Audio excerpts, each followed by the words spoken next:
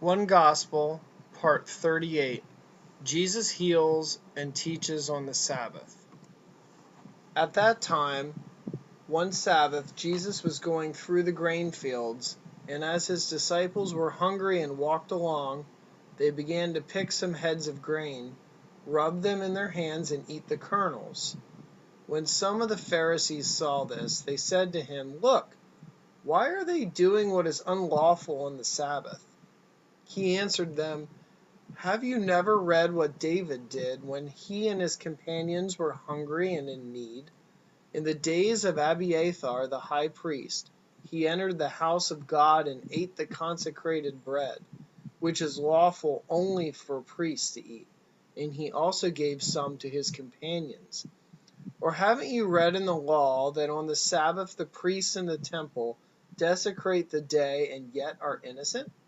I tell you that one greater than the temple is here. If you had known what these words mean, 'I desire mercy, not sacrifice,' you would not have condemned the innocent." Then he said to them, "The Sabbath was made for man, not man for the Sabbath.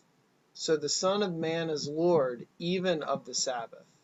Another time, on another Sabbath, going on from that place, he went into the synagogue and was teaching, and a man with a shriveled right hand was there. The Pharisees and the teachers of the law were looking for a reason to accuse Jesus, so they watched him closely to see if he would heal him on the Sabbath. But Jesus knew what they were thinking and said to the man with the shriveled hand, "Get up and stand up in front of everyone." So he got up and stood there. They asked him, "Is it lawful to heal on the Sabbath?"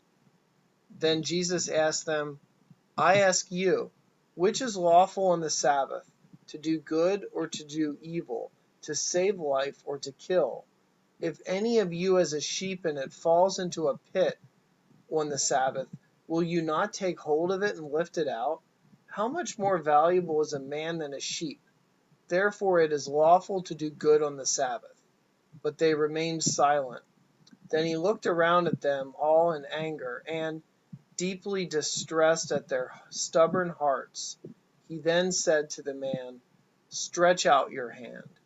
So he stretched it out, and his hand was completely restored, just as sound as the other. But they were furious. And then the Pharisees went out and began to plot with the Herodians what they might do to Jesus and how they might kill Jesus.